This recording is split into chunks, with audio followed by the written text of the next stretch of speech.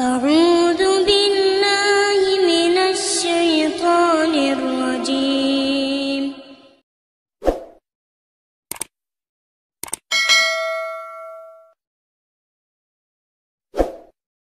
Alhamdulillah wassalatu wassalamu rasulullah ba'd. Oh ya, tadi saya mau revisi karena hafalan itu kadang-kadang bolak-balik ya.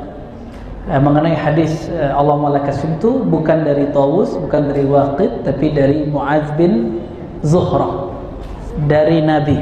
Nah, ini perlu direvisi biar nanti nggak keliru. Hafalan itu biasa kebalik-balik. Ini disebut maklub ya. Sekedar diingatkan aja ya.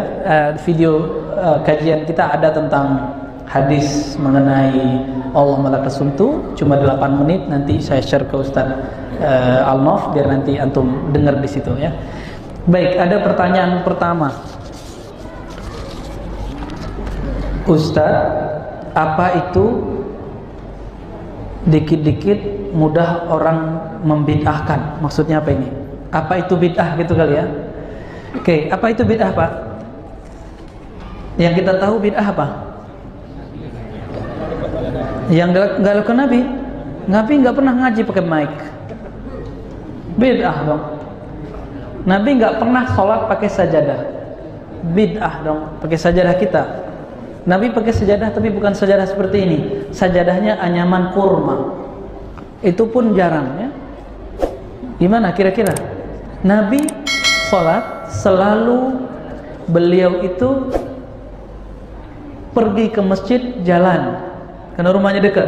Jadi pakai jadi kalau antum mengatakan bid'ah yang tidak dilakukan Nabi, ini bertentangan dengan Syekh Ibnu Taimiyah yang wafat 728 Hijriah.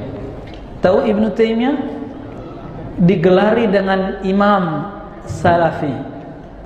Imam, apa kata beliau? Punya kitab 2 jilid, Iqtida' Shiratal Mustaqim. Apa kata beliau? Al-bid'ah itu adalah malam yadulla alaihi dalilun syar'i, yang tidak ada dalil syaraknya, bukan yang tidak dilakukan Nabi. Kenapa? Kalau bid'ah yang tidak dilakukan Nabi, maka Umar, Ubay, dan semua sahabat Nabi yang sholat tarawih berjamaah ahli bid'ah semua. Kenapa? Ubay bin Ka'ab memimpin sholat, disuruh oleh Umar sholat tarawih 20 rakaat. Sedangkan Syekh Albani mengatakan sholat tarawih lebih dari 11 rakaat bid'ah. Kullu bid'atin dhalalah. Setiap bid'ah itu sesat. Setiap sesat finnar. Finnar dong, masuk neraka dong Ubay. Berarti bukan bukan sahabatnya yang salah, pemahaman bid'ah kita yang bermasalah. Imam Ibnu Taimiyah enggak ngomong gitu kok. Padahal Imam Salafi. Pak. Ya. Jadi apa itu bid'ah? Yang tidak ada dalil syaraknya. Dalil syarak ada berapa Bapak Ibu? Ikhwan akhwat fillah, ada berapa dalil syarak? Yang disepakati 4, tolong dihafalkan. Al-Quran, sunnah, bukan hadis. Kalau hadis hidung Nabi masuk di situ. Hidung Nabi mancung ke pesek. Berarti memancungkan hidung sunnah dong. Gak masuk ya. Jadi sunnah bukan hadis. Ini beda sunnah dengan sunnah itu yang jadi dalil. Kalau hadis belum tentu jadi dalil. Quran, sunnah, ijma'. Apa arti ijma'? Kesepakatan sahabat. Walaupun Nabi tidak bahas, Nabi tidak lakukan. Yang keempat, qiyas. Orang sini zakat fitrah pakai beras, pakai kurma, apa pakai duit? Atau di dompet doa pakai gesek? Pakai apa? Nabi pernahkah berzakat fitrah pakai duit? Nabi pernahkah zakat fitrah pakai beras? Gak ada. Orang sekarang lebih senang dikasih duit apa beras? Allahumma sholli ala Muhammad.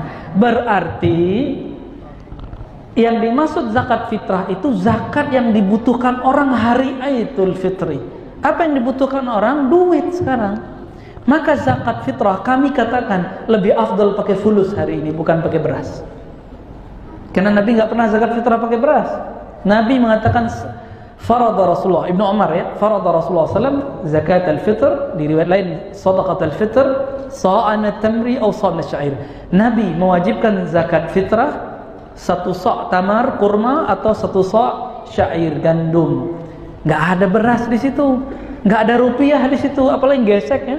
Ini lembaga zakat bid'ah semua nih. Bazda, Lebih Du'afa, Rumah Zakat, ahli bid'ah semua. Kenapa? Menerima transfer rekening. Nabi nggak pernah ya. Nah, ini Pak, Imam Abu Hanifah dianggap sesat di zamannya karena mengatakan boleh zakat menggunakan senilai dengan kurma. Dianggap najis oleh Imam Muhammad bin Zaid. Sama-sama imam, tapi mereka saling ejek karena info yang mereka terima salah. Kalau mereka tahu Abu Hanifah, mereka nggak akan bilang gitu. Di saat Abu Hanifah wafat, apa kata Muhammad bin Zaid? Taharatil ardu najasataha. Bumi telah mensucikan najisnya. Ini sudah pernah kita bahas di tempat lainnya. Dianggap najis tuh Abu Hanifah karena salah info. Bukan berarti Muhammad bin Zaid bodoh, enggak, salah info aja. Oke, jadi saya husnuzon, jangan-jangan ustadz-ustadz kita yang saling tahzir mentahzir salah info ya, siapa tahu. Jadi bid'ah itu bukan yang tidak dilakukan Nabi, tapi yang tidak ada dalilnya. Nabi tidak lakukan, ada dalilnya, kita amalkan gitu. Apalagi ada yang diperdebatkan, ada maslahat. Contoh BPJS, Nabi pakai BPJS nggak Pak? Haram nggak? Wajib sekarang pakai BPJS Pak. Tahun 2020 antum nggak pakai BPJS, nggak bisa buat paspor, nggak bisa buat SIM, ya, nggak bisa jadi warga negara kita. BPJS. Kan ada yang bilang riba, no, bukan ya. BPJS itu maslahatnya lebih tinggi. Dulu orang sakit mati sakit. Sekarang orang sakit masuk rumah sakit cuma bayar dikit ya, yang nggak ditanggung oleh BPJS kesehatan. Nah, maka BPJS masuk ke maslahat. Ini bukan lagi kampanye Pak ya, bukan kampanye BPJS, bukan. Ini contoh aja. Nah, contohnya apa lagi? Nabi sahabat sekolah nggak? Nyantri nggak? Enggak ya. Terus kita masukin anak kita ke tahfiz segala macam. Kan sahabat nggak pernah sekolah. Masuk kemana itu? Ke bab maslahat. Ke bab apa? Maslahat. Oke. Jadi bid'ah itu nggak mesti yang tidak lakukan Nabi. Yang benar bid'ah yang tidak ada dalilnya. Ada lagi contohnya. Contohnya apa ya? Kalau kita hari raya, kita salam-salaman, minta maaf, lalu silaturahmi, itu masuk kemana? Urf. Uruf itu bahasa lainnya adat. Mudik. Orang Pekanbaru mudiknya macam-macam ya. Ke Medan, ke Padang, ke Jambi, ada yang asli sini, ada yang udah nggak mau pulang-pulang ya. Silaturahmi saat Ramadan, saat akhir Ramadan atau mudik itu tidak bid'ah, itu masuk ke urf. Gitu ya. Oke, ini contoh cepatnya aja. Apa dalil nambah Sayyidina dalam tahiyatul namanya ya, dalam tasyahud? Dalilnya tidak eksplisit, dalilnya implisit. Jadi dalil itu ada yang langsung, ada yang tidak langsung. Dalil yang tidak langsung itu ada di Sahih Bukhari, yaitu ana sayyidu waladi Adam wala faqar. Nabi bersabda, aku adalah sayyid, junjungan keturunan Adam tanpa sombong. Makanya ketika ada sahabat masuk, ada namanya Sa'ad bin Mu'az, Nabi mengatakan kumu li sayyidikum, bangunlah kamu menghormati sayyidmu. Lalu Nabi mengatakan kepada Hasan dan Husain, Hasan dan Husain adalah sayyida syababi jannah, adalah sayyidnya orang-orang pemuda di surga. Jangan khawatir Pak, yang sudah beruban, tua, sekarang keriput karena gravitasi bumi, itu nanti jadi muda semua. Dan siapa sayyidnya? Sayyidnya adalah Hasan dan Husain. Ini bukan hadis Syiah, ini hadis Ahlus Sunnah, hadis yang sahih. Kalau Hasan Husain disebut sayyid, Sa'ad bin Mu'az disebut sayyid, maka Nabi lebih utama dipanggil sayyid. Maka beliau bilang, ana sayyidu waladi Adam. Ini keturunan Adam apa keturunan Kirdun? Keturunan monyet. Keturunan kera apa keturunan Adam?